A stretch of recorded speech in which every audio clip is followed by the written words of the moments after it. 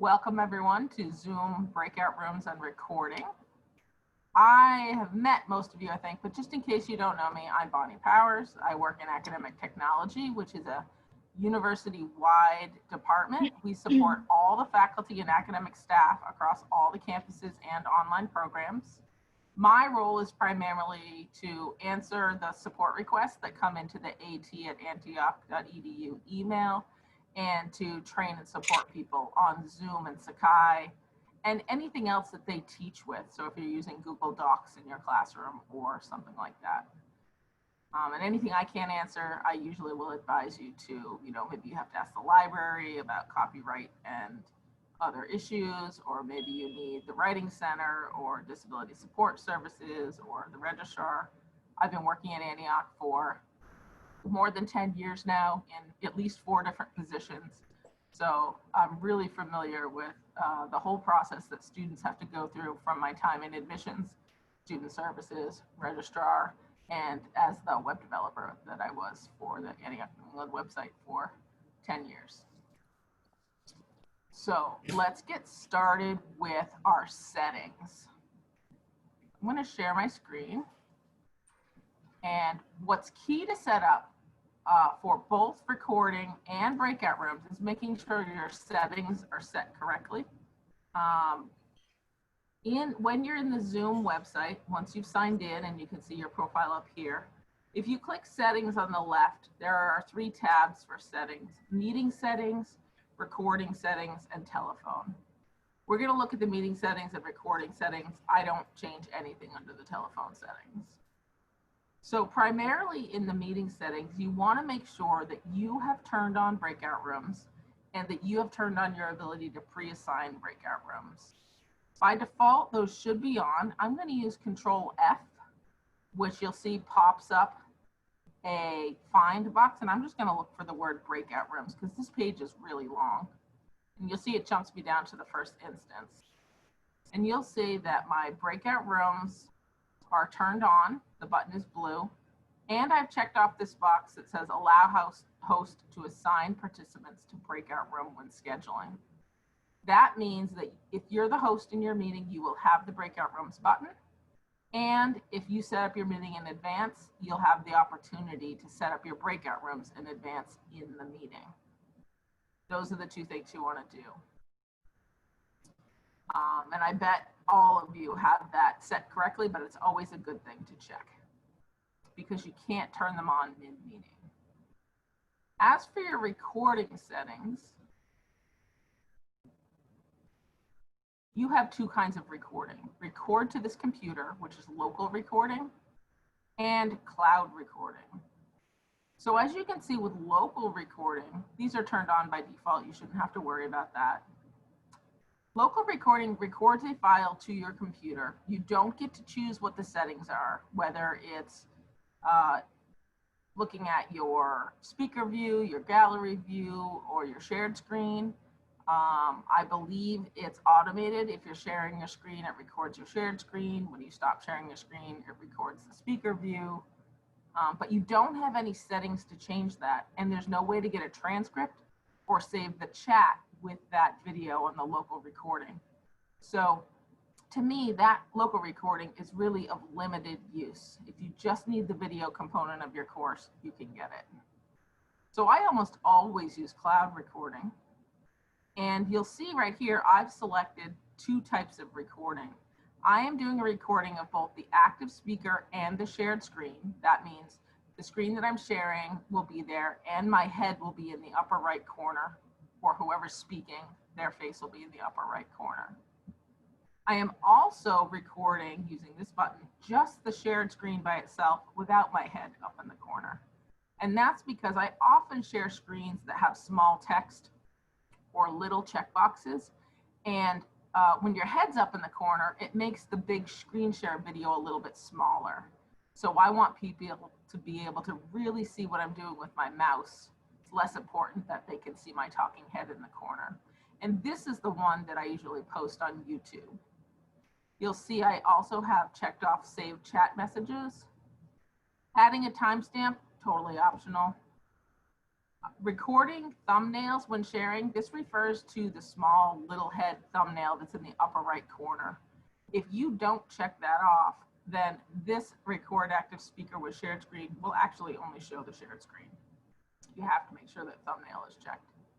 And most importantly, audio transcript. What this does is Zoom automatically creates a typed transcript from the audio that it picks up, so that you now have a transcripted video if you use cloud recording. That's one of the most important features. It's required for us to do by the Americans with Disabilities Act for our students. And a lot of videos just don't have a transcript or don't have closed captioning, which they really should. So Bonnie? Yeah. I've lost whatever it is that you shared on the screen for some reason.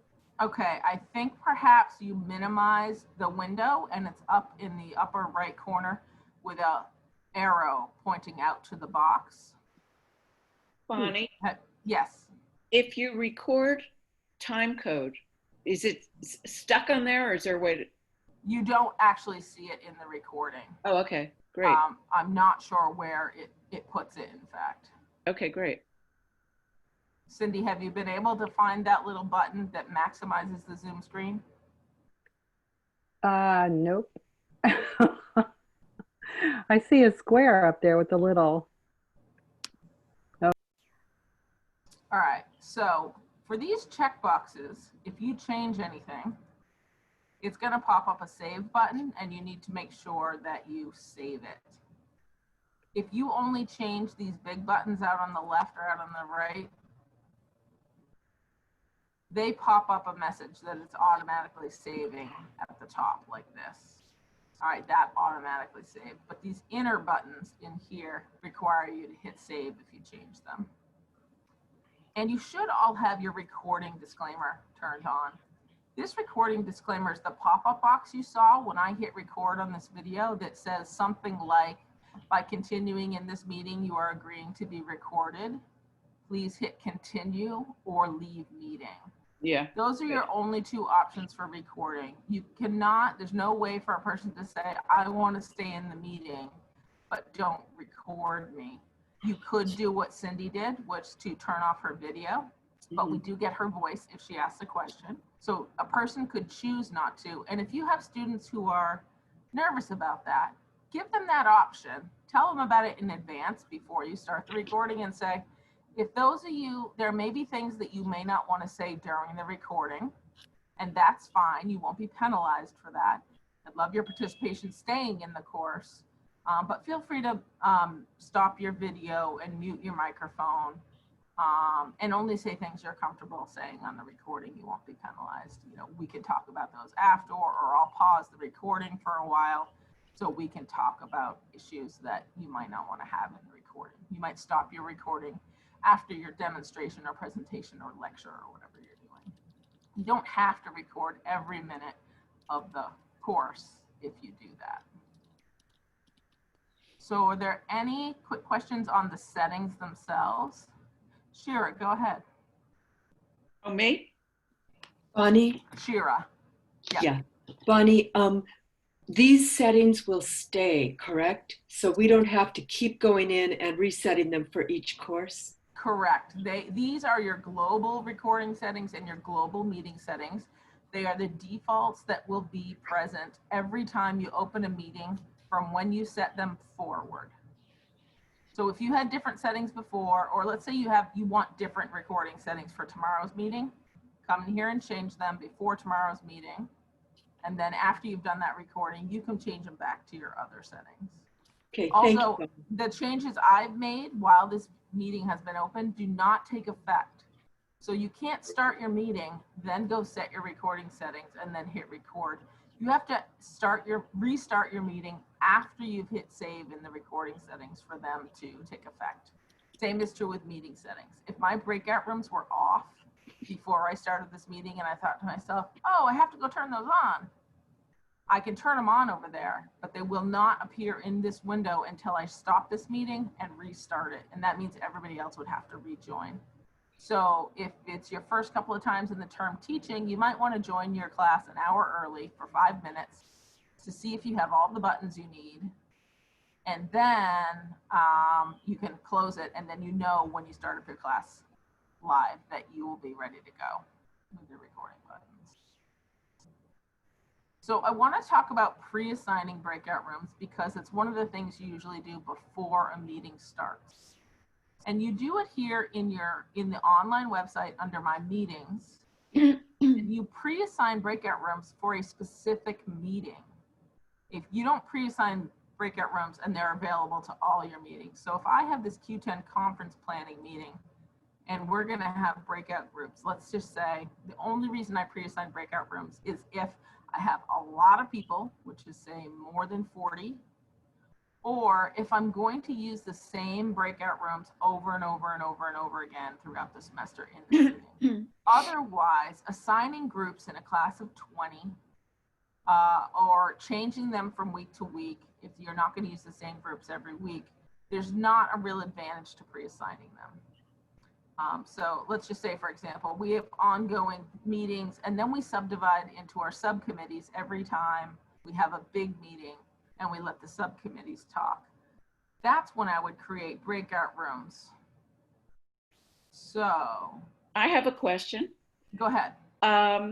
So the last Zoom I had, we had a 20-minute breakout with a group, and then I wanted to do another breakout with pairs, and I couldn't figure that out. I'll show you how to do that. Okay. So when you have to edit your meeting in order to add breakout rooms, because you have to come down to the meeting options and check off the breakout room pre-assigned button. And this is where you create rooms. So let's just say in this meeting, we have a room. I clicked add a room. You click up here to edit the name. And this is our tech subcommittee. Mm-hmm. All right, and that is me. You have to put the whole email address in, and you'll see it doesn't pull up. So you have to know these email addresses or copy and paste them. Okay. All right, you see this is an outside person. Yeah, but how do I do pairs? We're not going to do pairs in here. Oh, We're going to do our main breakout room setup here, okay. and then you're going to do pairs when you're in the live meeting. So I created one meeting. Let's just say I need a second meeting room, and this is going to be for our marketing subcommittee. All right, click on breakout room 2, click edit to edit the name. Marketing subcommittee. All right. And then I would add additional participants. Okay.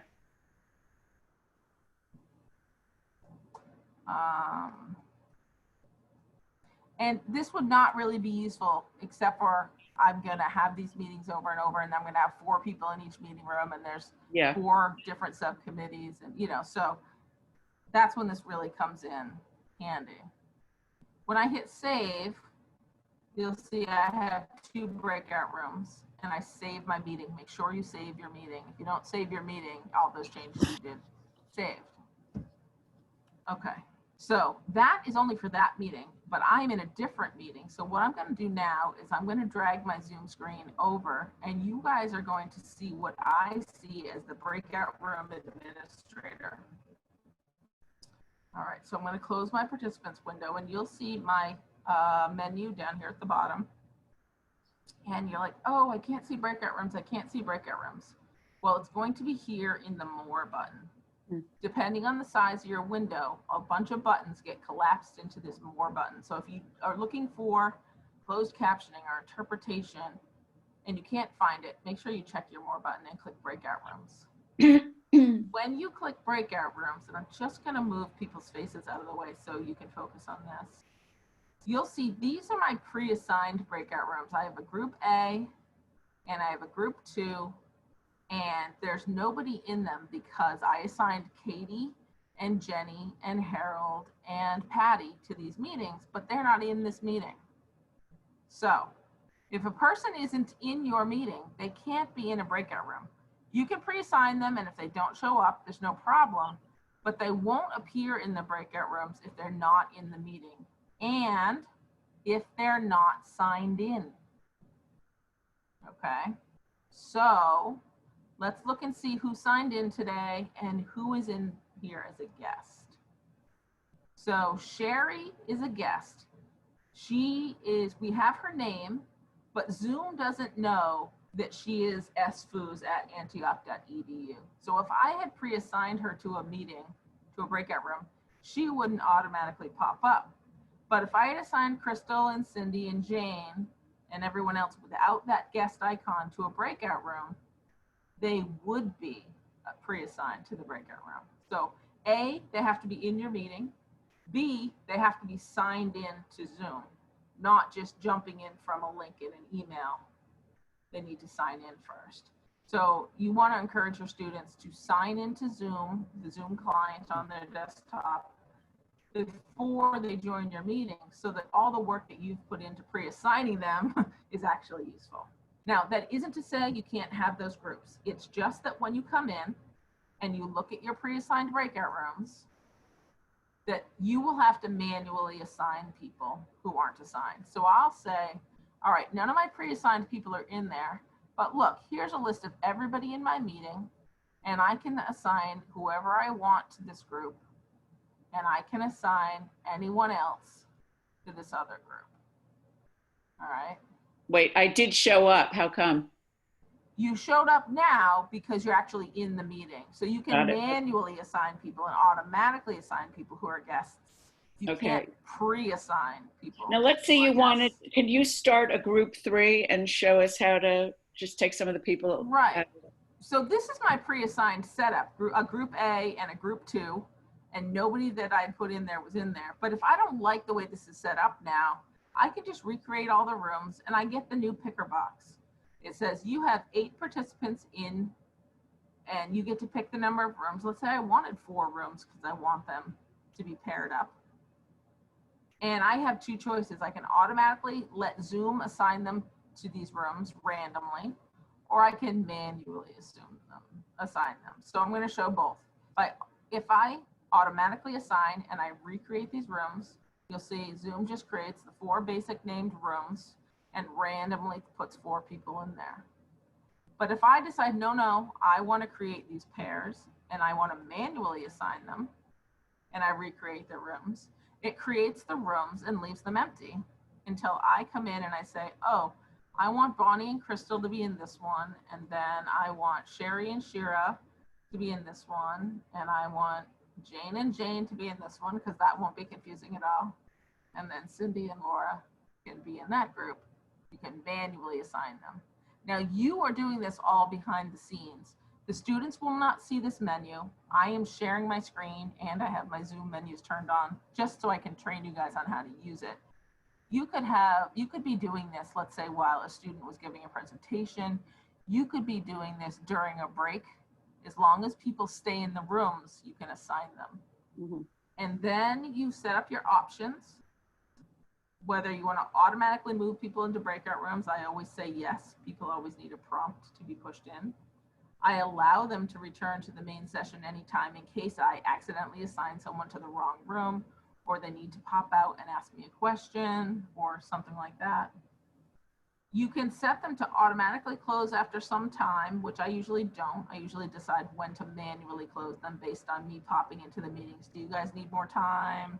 You know, or are you guys done early? Do you want me to end the breakout rooms now and come back to the main room?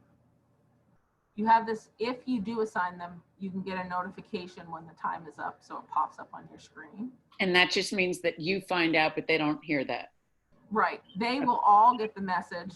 They'll get this countdown message, which I always recommend having turned on to at least 60 seconds, that says the breakout rooms will close in 60 seconds, 59. But isn't that only when you do open all rooms?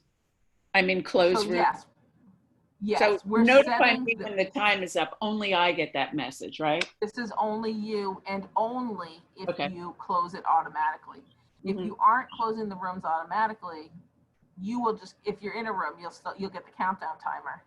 but everybody gets the countdown timer. Mhm. And with conversations, people often need 60 seconds to say, oh, I just had one more Yeah. thing to say, or who's Yeah. going to be our leader and speak out, or anybody else have any last minute things? So even a minute and 20 is fine. The longer your breakout rooms, I think the longer your countdown timer should Oh, be. okay. If they're long, in-depth conversations, 2 or 3 people might have something else to say. Also, the bigger your breakout rooms are, the longer your countdown timer can be. They can always leave as soon as they see that they're closing. Manually, they have that ability because we allowed them to return to the main session. But if they have things to say, they can stay in there for up to 60 or 120 seconds, whatever you save it at. And that's when you decide, okay, guys, I've given you all of your instructions. You all have someone who's going to be a note taker, whatever you're going to do in your rooms. I'm going to open the breakout rooms. Go.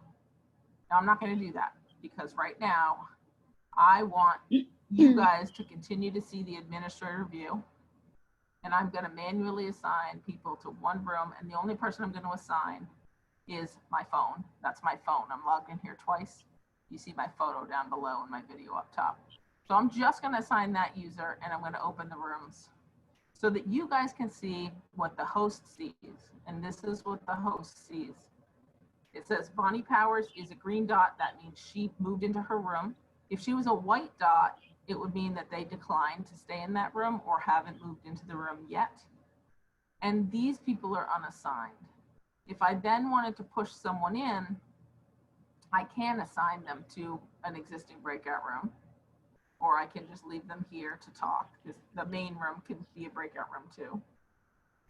And if I wanted to join that room, I could hit the join button and I would go into that room and be just me and myself and I. And I could broadcast a message to all rooms. And this is you just type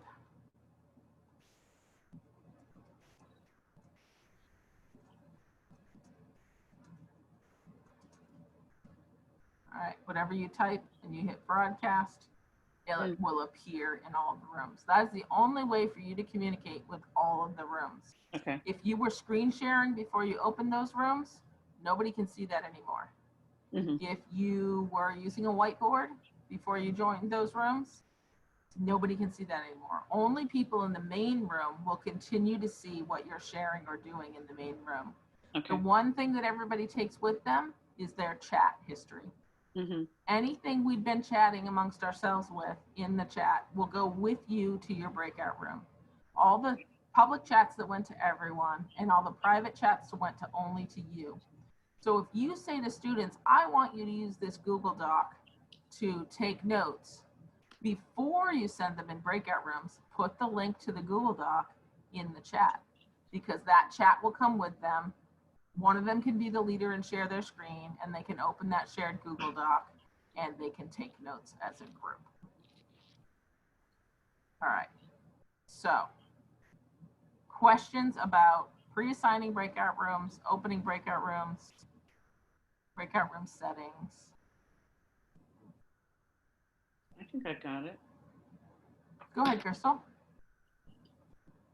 I was just raising my hand for Laura. She wrote in chat that she has a question about breakout rooms. Would they be able to conduct a poll? The students conduct a poll in breakout rooms?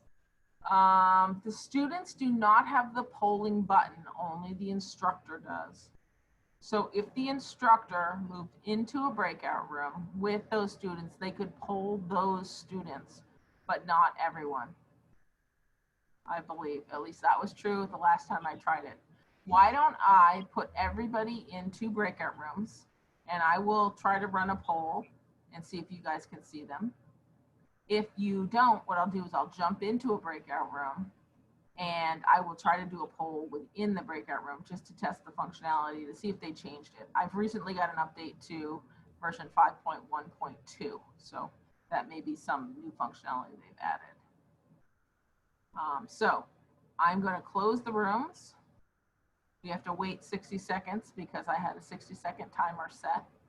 And this is exactly what everyone else will see when they're in the room. They'll say the breakout rooms will be closing in so many seconds.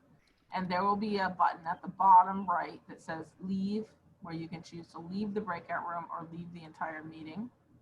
Also, when you're in the breakout rooms, there's a button that says ask for help. And that sends a little dialog box to the host that says, Sherry in breakout room 3 has asked you to join their breakout room. Will you join or decline? And then if I decline, you'll know that it'll say the host declined because I couldn't come in. You know, you don't get to type anything in there. You can just join or decline, but they can ask again later. So after I close these breakout rooms, I'm gonna reopen them, and I'm gonna just do automatic rooms just to make it quick and easy. Recreate all rooms, 2 rooms automatically. And this is what our rooms are gonna look like. And I will try to send you a poll. Laura, I'm gonna move you to breakout room 2 because this is just a dummy account. So now we'll have 3 real people in room 1 and 3 real people in room 2. And then I will come visit. So I will see you all in a minute, and I'm going to turn my settings down to 30 seconds because this is going to be a short 4-minute breakout room session.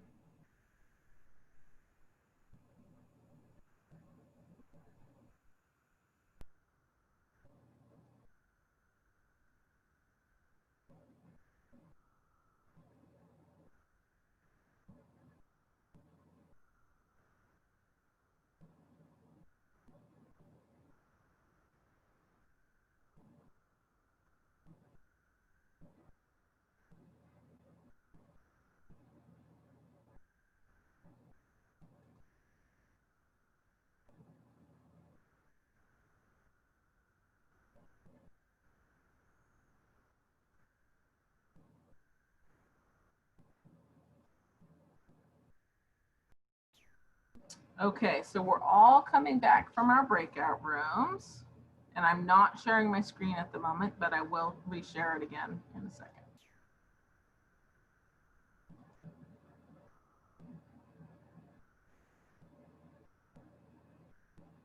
Whoop. There we go.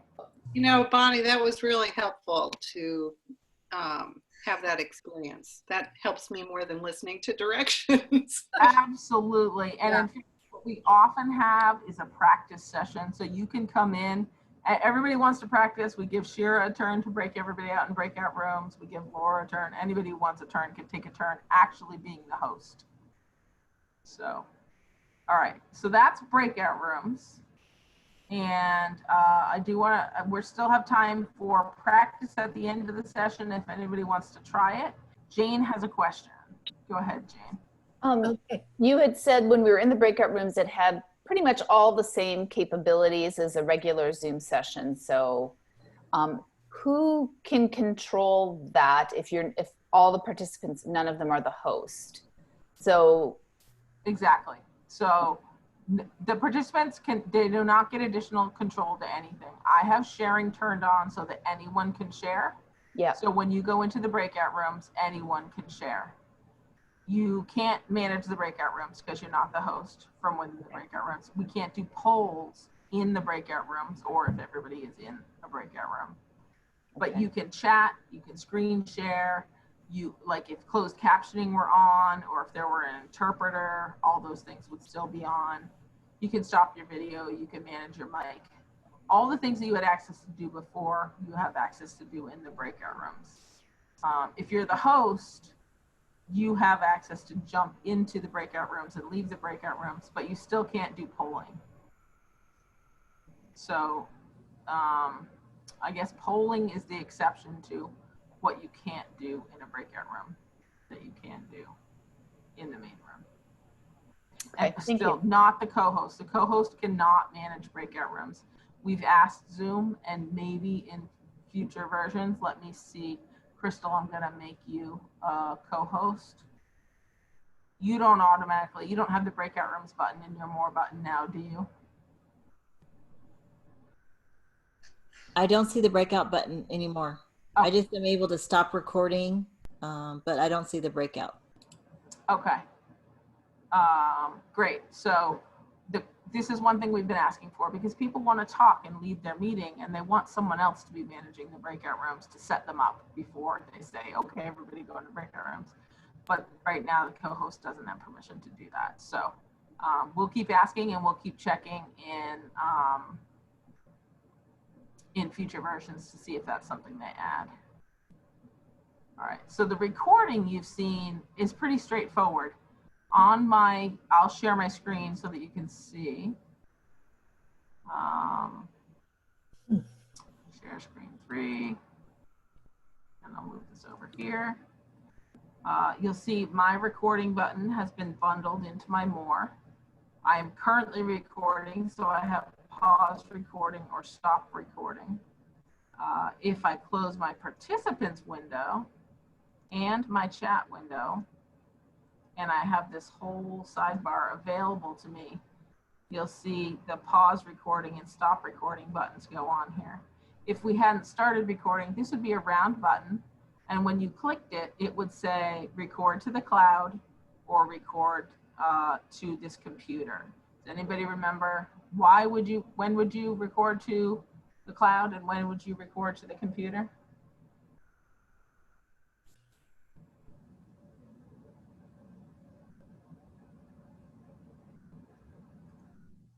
It's okay, I only said it once, but if you have a bad internet connection and then recording to the local computer is a good idea.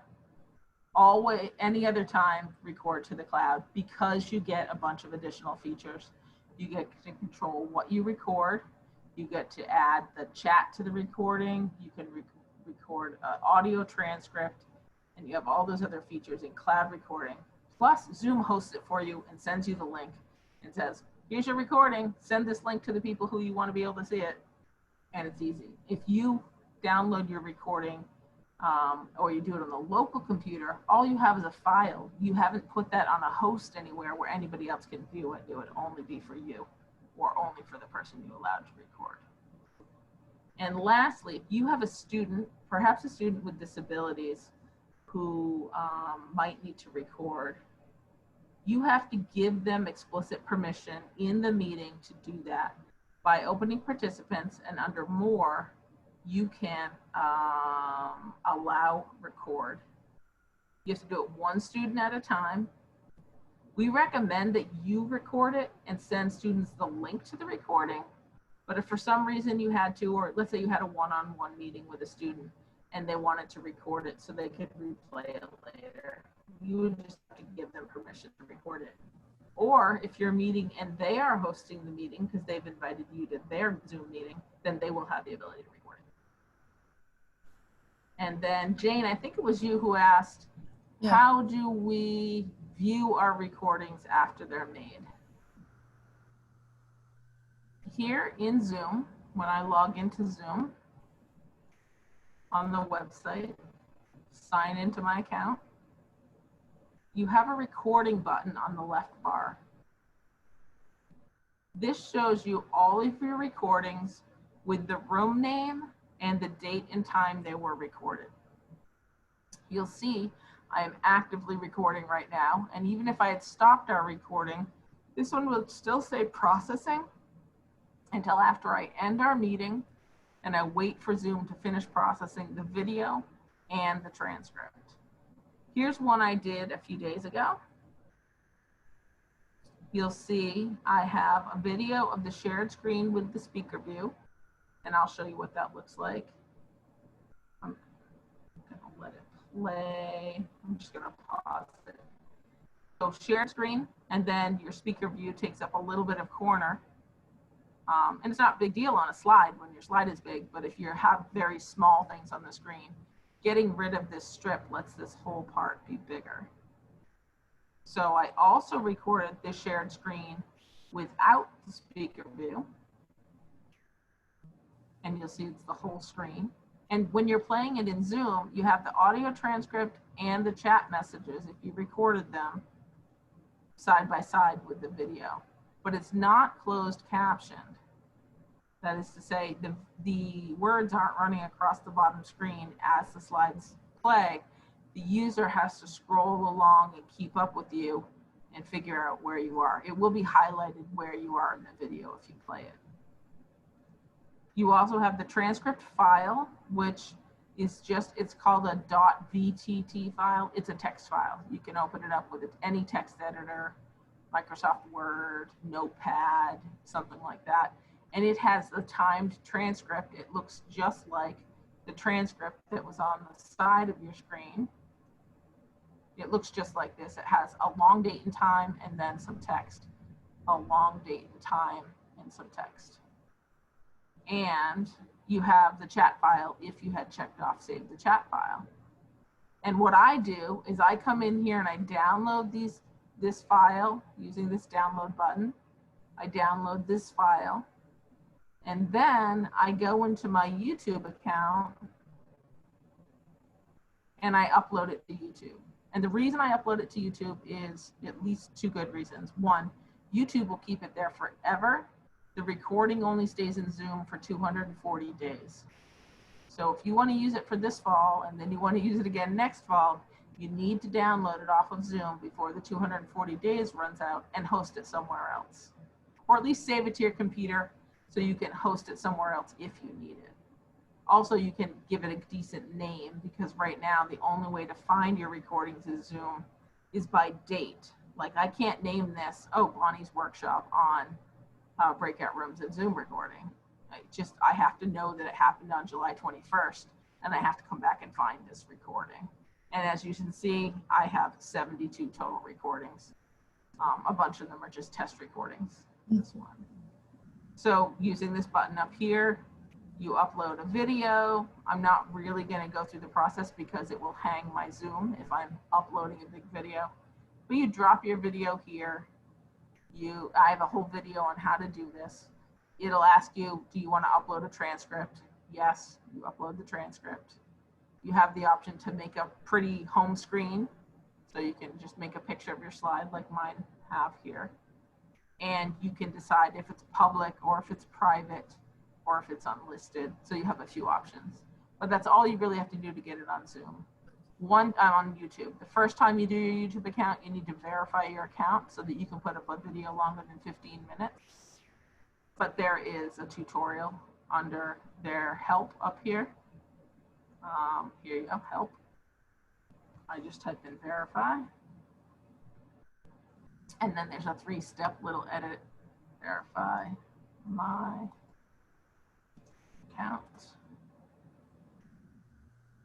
And it'll just tell you how to do it. It's super easy.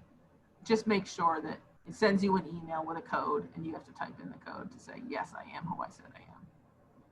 So the other good reason to put a YouTube video up on YouTube is that YouTube will close caption your video if you upload the transcript. And right now, closed captioning is really valuable for almost everyone. It's not just for students who are hard of hearing, because our Zoom gets slow, our internet connection is slow. If you're trying to play a video in class and people can't quite hear it, or the video is jittery, all comprehension of what's going on there gets lost. But if you have the closed caption turned on while you're playing it, or better yet, if you send people the link to the video and ask them to watch it before you come to class, they can do it on their own time when their internet connection isn't busy with everybody else in their household. They can watch it a couple of times for better comprehension. They can turn on closed captions. They can turn up the speed of the video. They can turn down the speed of the video. Those are all tools that are in YouTube that aren't in a lot of other video players, that allow students, especially when they're stressed out and freaking out, during COVID, or kids are running around in the background, or somebody needs dinner, they can watch that video when it fits their schedule, and not struggle through it, say playing a 20-minute video in your Zoom class, which can be really fraught with challenges for people. So are there any other questions? I see a new thing in the chat. Is the audio transcript automatically generated? Yes. So here, what Zoom does is the first things that will be available are your videos. And then it runs the video through a processor that listens to the video and creates an audio transcript from it. This one's 3 minutes and 33 seconds. I'll download it and you'll see it comes over with a VTT. I always rename mine test video transcript, and I name my other one a video. just save it on my desktop. And then I open mine with a text editor that I have. It's called HomeSite, but it's what works best for me. So let me open HomeSite and show you what the file looks like. Oh, that's not going to work. Let me try it in Notepad. All right, so here's WordPad. File, open, desktop, and then I say all documents, and I find that test video transcript, and you'll see it's literally just a text file. You guys seeing that? Mhm. Yeah. Okay, great. I want to make sure I don't have the green line around my screen. So it says this is the first item, this is the time that it appeared in the video, and this is who said it and what was said. This is the next one, the time that it started, the time that it ended, and who said it and what was said. So as you scroll down, and then you can do some creative search and replace. I usually come in here and remove my name from every one but the first one, because it doesn't need to say Bonnie Powers, Bonnie Powers, Bonnie Powers on every screen.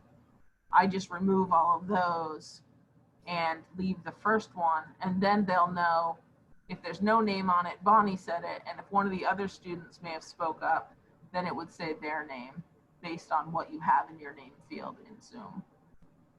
Does that help, Laura? Great. So the other advantage to this is my secret sneaky trick that I figured out. If you have a video for your class that you haven't,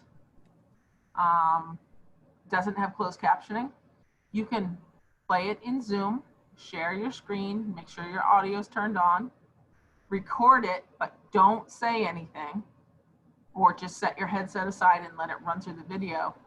Make sure you have transcript turned on in your recording settings before you do that. When it records it in Zoom, it'll create a transcript.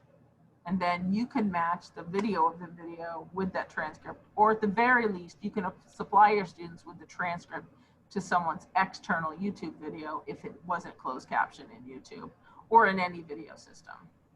So even if you had somebody reading a textbook, you wanted to convert it to typed text, record yourself reading your 5-page article, and in Zoom, when you stop your recording and stop your meeting, you'll have a transcript of exactly what you just read.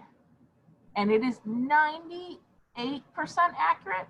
Like, I always have to go in and check at@antioch.edu. Sometimes it types the words AT space, the word at space, antioch.edu. Some of those weird punctuation things. But most of the grammar, what YouTube doesn't do when you auto caption, it doesn't capitalize each sentence. It doesn't put any punctuation in, commas or periods. But Zoom does a much better job of that. So other questions about recording and breakout rooms? You know, you can always send your questions to me at at@antioch.edu. We have videos on all of these things in case you've forgotten. And this video will be available in a day or two to rewatch if you want to. Right. So much.